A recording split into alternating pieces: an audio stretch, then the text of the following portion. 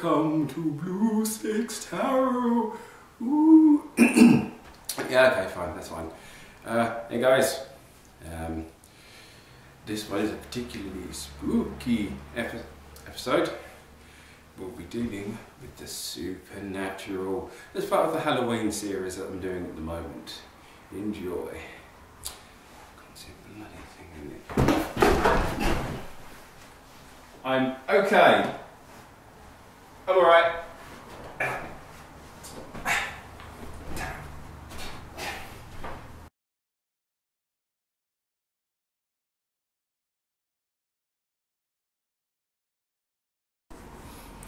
Right, so in today's video we'll be talking about the Ghost Tarot. Now these are done by the Scarabino, and the artist and the artwork is done by David Cosi. I'm not quite sure how to pronounce that, but once again, that's the artwork on the box there. Come on, focus, don't focus on me, focus on that. There you go, it's a bit better. Anyway, so that's the lovers on the front. You've got the Page of Cups on the back, and on this, and that's, you've got Temperance there, and I can't quite actually remember which one that one is, but we'll go through that. Right, so as I said, the box is a bit worn because I've had it for quite a few years, but that's the sort of artwork. It's nice, once again, nice style, and another lovely thing to kind of have on the desk if you like displays. But then the Scarabino are quite good with that. So of course you get your little book here, talking about all the individual meanings in several different languages. So these tarot have them in English, Spanish, Italian, French and German. One of the more recent packs have them in Russian, which I think is quite interesting. So once again in here, it's only a very thin book. So once again you have your tarot spread on the end page here, and at the end of the video we'll do that spread to see how it looks. So now we go on to the important part, the actual cards. So here we have the pack. Once again it is a standard 78 cards. So first of all, always check the back. So it's quite an interesting sort of design there, very intricate. They kind of stand out a bit as well. You'd be able to, I think that's a bit better. You'd be able to notice these. These are very noticeable. Now very interesting with the eye and stuff on there. So I'm going to do them in order as they appear in the pack. So it starts off with the Fool. I'll do this one. It starts off with the Fool. So I always try and do these a bit quickly. So you've got the Fool, then you've got the Magician there.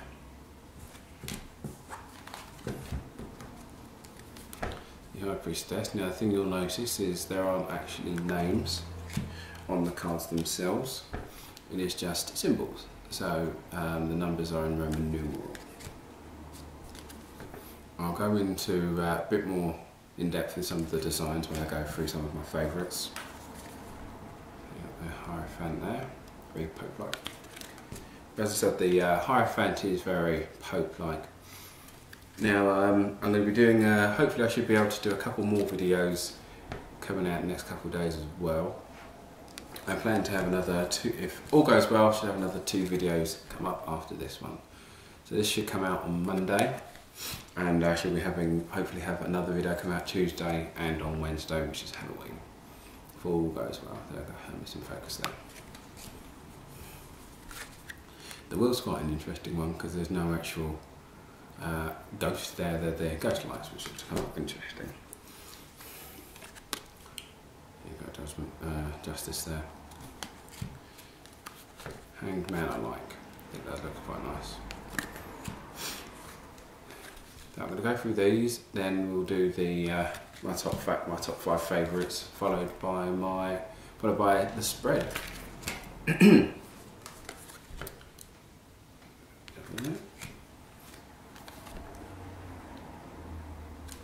Now it's quite interesting in the fact that it's already crumbled, so it's quite interesting to see what else can happen to this table. That's good, mate.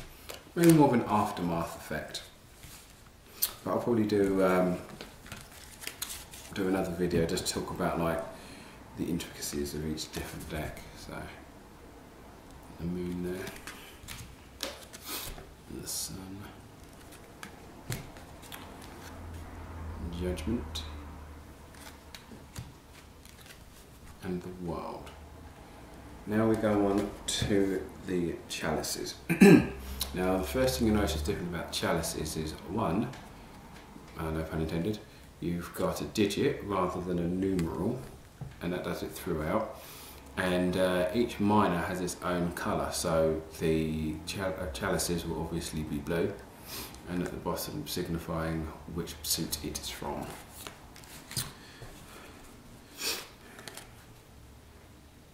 So these are a very nice Halloween style of deck. Don't worry, at some point I will go through cards I will probably never touch with the barge pole. Got quite a few of those. Problem about being a collector, tarot people out there, comic book fans out there, you all know what I'm talking about. Sometimes it's very difficult to not collect. There's so many different things out there. That one I quite like, because it's kind of being introduced to you. So you go to the 8, 9,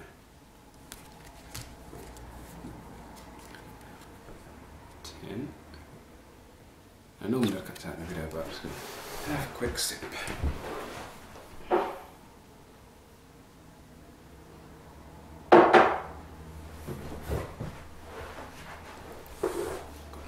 Can't be a nice bit of coffee when you need it. So, next thing you'll notice, so this is the knave or the page. Now this has a separate symbol, kind of like a knight's helmet, which can be a bit confusing, but you've got the knight's helmet there for the page. For the knight, you have the horse. So it's easier to remember like with chess. So with this pack, and not only that, all knights in most tarot are on horseback anyway. Then you've got the Queen, which has a nice kind of the sort of crown our current Queen has, front year open, and then the King, which is kind of a bit more ornate. And then we move on to the coins. The coins or pentacles, whichever you wish to call them. Obviously this one, they have a smidgen of green on there. Not necessarily, might not be that easy to see. So.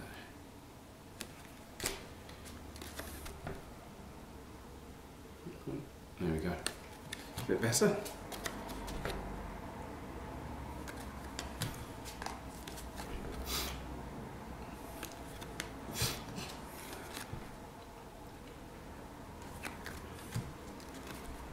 And yeah, these kind of stood out to me one day. I think I was kind of coming across Amazon, and as most of you collectors out there, as I say, collector of anything, it doesn't necessarily have to be tarot. But if you are a collector of things, we all know that the two worst places to go are Amazon and eBay. And I think these came up on a recommendation. So it's like, hey, you've bought stupid amounts of tarot, let's sell you some more. And so they did. Not focused, there we go.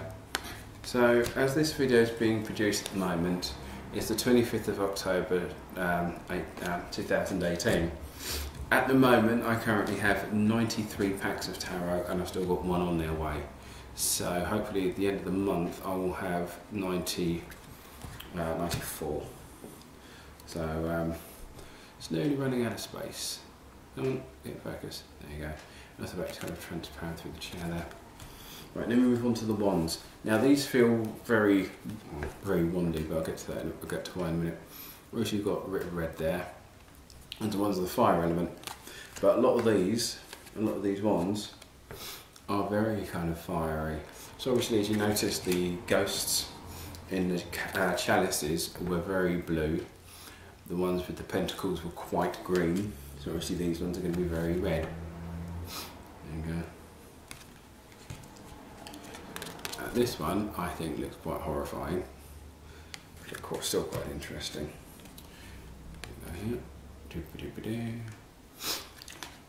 Also, at the beginning of this video, you'll notice an advert for an event going on. I'll be doing readings at that event as well. And those who also follow me on Twitter will also notice that I've posted that as well. So if you are in the area and would like a reading, you're more than welcome to come down. It did say 4 till 8, but it might run a little longer. But you know, get down if you want to. Get down with your bad self. I'm still deciding if I'm going to go in costume or not. I know the event organiser would tell me off if I didn't, so I'm just trying to decide what to go as.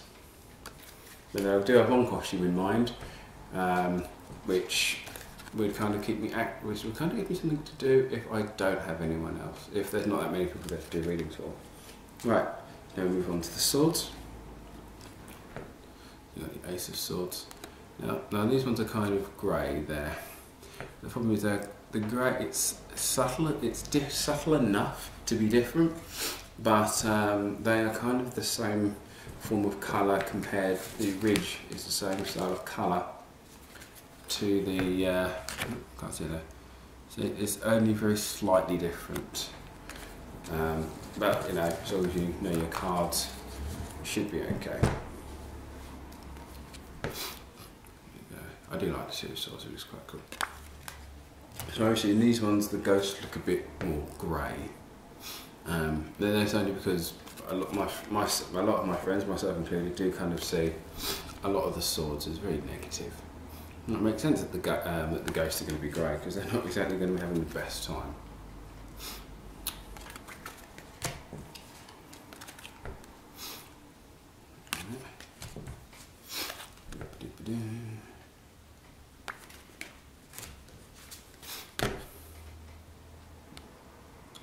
There we go. That one does look quite nice. That one I feel kind of shows off what the Nine of Swords represents. Kind of nightmare and unable to sleep. So yeah, so if you do want that coming down, I'll probably be using this pack as one of my decks to read with, because I do.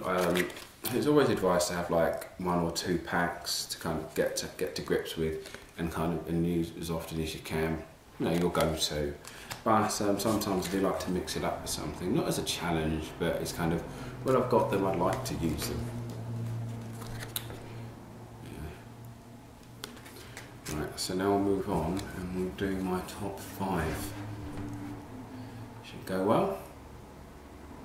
Now I'm just going to do my top 5 favourites, just because sometimes it's interesting. And the top 5 is a lot quicker to go through than a top 10, because I don't like these videos. I don't want these videos to go on too long, because we've all got places to go and people to see. So, start off with the 4 of Coins. Now, the reason I really like the 4 of Coins, as soon as it starts to get into focus, there we go, is because in the Rider-Waite tarot, you've got a king who's got a coin on his head, and he's like clutching another one by his chest and one under each foot. But this one I like because it's obviously the ghost is in a mansion. He's in his castle, and he's all alone. He has his money, but there's nothing around but cobwebs. But he has his money, and I always like that sort of, you know, the whole money doesn't give you happiness, and I've always been quite fond of that one. Now the rest of these are quite interesting just because they're all from the same suit. So I'm going to start with the Knight of Wands. Because the Knight of Wands in this depiction is kind of very, I'm probably going to say this a lot through some of the other cards, but very stoic. The artwork is really nice. It really kind of shows just the kind of peace some of the cards show, because not all the cards are depressing, not all the cards are even frightening, to be honest, but it just kind of shows a little bit more of majesty and strength. And this kind of shows off the art, and it kind of shows off the quality of art, and most of the reds in this are probably work best to show off some of the colours. So So the rest of them are all ones, and I think it's just because I feel that the bright reds work a lot with some of the darker backgrounds, even though obviously my favourite colour is blue. So I've got the 8 of Wands. So the 8 of Wands in the Rider-Waite are usually depicted as 8 wands that's kind of flying off in a direction. Now this kind of has a larger, freer sort of look to it. This person, they're not just on their way to get something done, they're free to go off and enjoy. They're now finally broken their chains. I mean, these being like based on ghosts, you could say that it's probably the fact that death has now freed this person. Now obviously that's not something I would say outside of fiction, so, but it kind of, this person's out and this ghost is away and having the time of their life, and they're kind of being, and they're happy in what they're doing, and it's kind of got a get up and go sort of feel to it. So next is the 7 of Wands. Now, this one looks kind of more, this is kind of how you'd imagine a lot of the cards to look like through the deck, and there's something very scary and terrifying.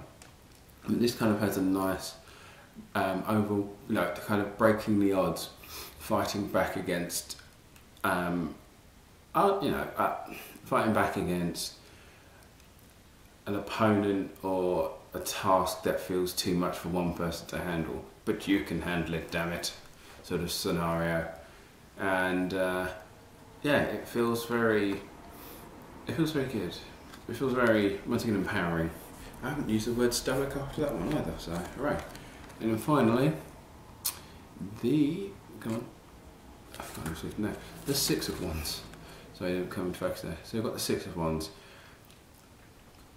Kind of similar to the 7, but you're kind of it's kind of like a none shall pass sort of vibe to it.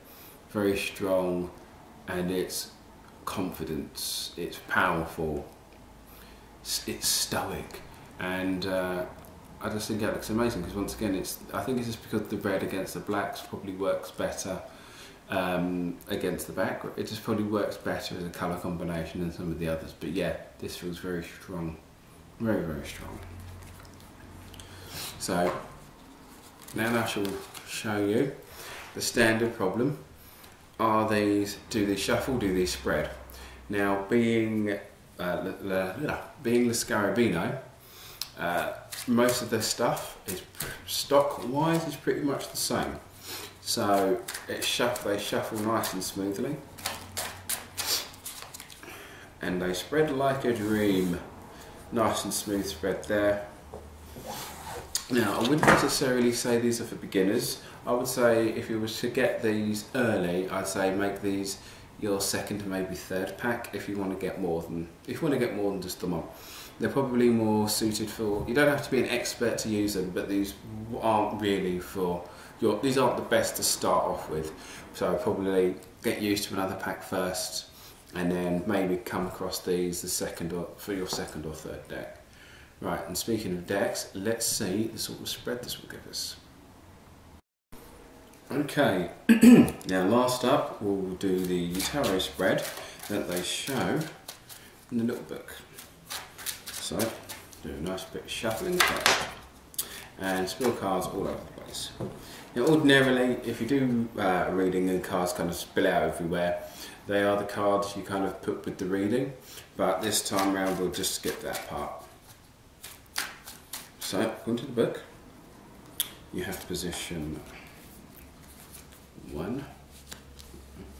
So I've got position 1, 2, 3, 4, and 5. I shall move these down to make it a little easier.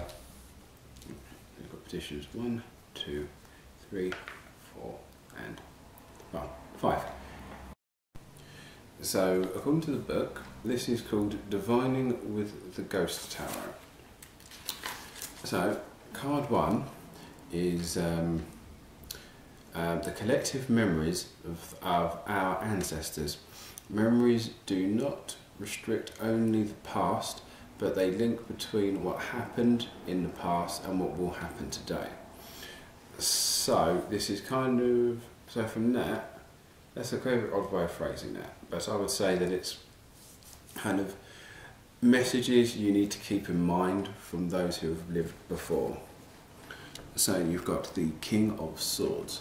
So that's a very strange way to phrase that, but I would interpret that as some of the things that have gone on in the past that you need to, let me straighten it up, things that have happened in the past and things you need to keep in mind for the future. So so this kind of saying that in the people in your past, people in your family, people in your family have always been stoic. They've never they've never just taken things lying down. They just got shit done when they needed to. And if that is so, it seems like less of a random thing, because that sounds quite accurate to my family tree. So that's quite an interesting thing. So this actually might be a reading about myself if I'm lucky. So you've got the second position, which is the present and the challenges we will experience. The present will link the will link to the decisions to be made.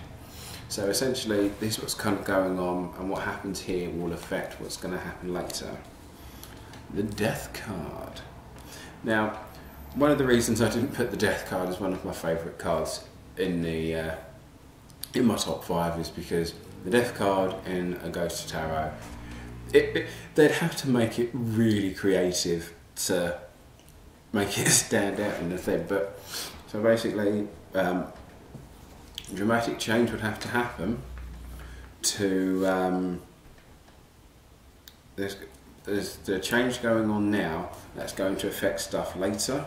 That's kind of like a broad stroke version of this, but it kind of makes sense in that regard, because change, if stuff changes now, it could so you could say that the change happening here is going to change your plans for the future, because some of this has already been planned out and now something's altered what's going to happen here.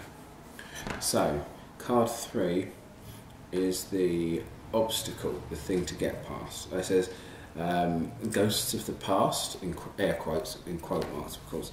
So obstacles and things you need to get past. So this is the Judgment card. So Judgment is basically not about divine retribution or divine intervention. It's more that it's basically about self-judgment. It's not necessarily about you being judged, but more about how you judge yourself and how you judge yourself by others.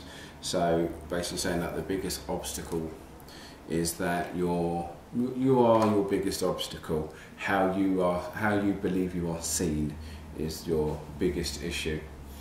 So here are your allies. So the people who've got your back. Oh, isn't that lovely?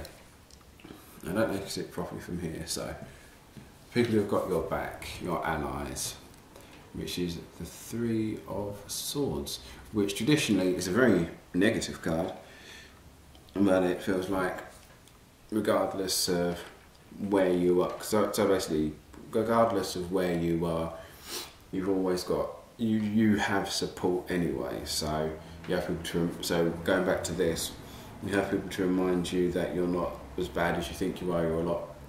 You're better than you give yourself credit for. So of course the top one is the future, and this is the King of Cups. So there you go. And the King of Cups is a wise man who's able to learn from mistakes and learns masters of the heart. And he doesn't necessarily, he's a man of emotions, but he knows when to use his emotions. He can use his emotions to help make a decision without necessarily being overwhelmed with emotions and letting his emotions take control. So that was a very interesting reading. I think I've done a live reading, I'll say live, but it looks like I've done a reading for myself that's going out into the public. So hooray me. I'm glad I didn't do a relationship spread, let's put it that way. So yeah, that was the Division of the Ghosts. So this is kind of like an ancestry style of tarot reading spread. Now once again, I think this one's quite an interesting one, considering this is for Halloween. So I hope you like that spread, and we'll see you in the outro. Hey guys, hope you liked the video. Once again, don't forget to like, share and subscribe. Smash that bell button. I don't know why you have to smash it, it's a very weird term.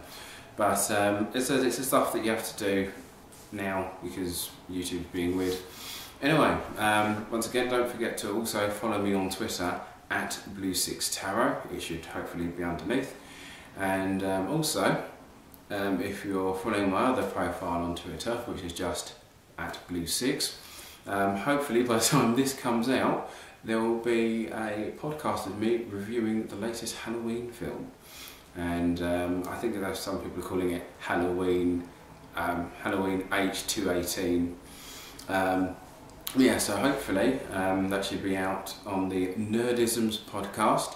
I'll be tweeting that out on this both of my Twitter profiles, and I should have a couple more bits come out once again.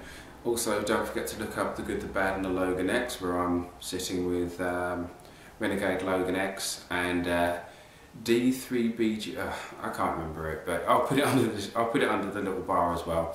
3DGB Comic Guy and Nerdisms 1, where we talk about the last few Marvel. We'll talk about Marvel films, our thoughts and opinions on them. And I'm on the most recent few episodes, so like last 2 or 3, so give them a listen as well if you like comic book stuff. So don't forget to like, share and subscribe, and I shall see you in the future. Hopefully I should have another video out tomorrow as well, so look out for the good stuff. See ya.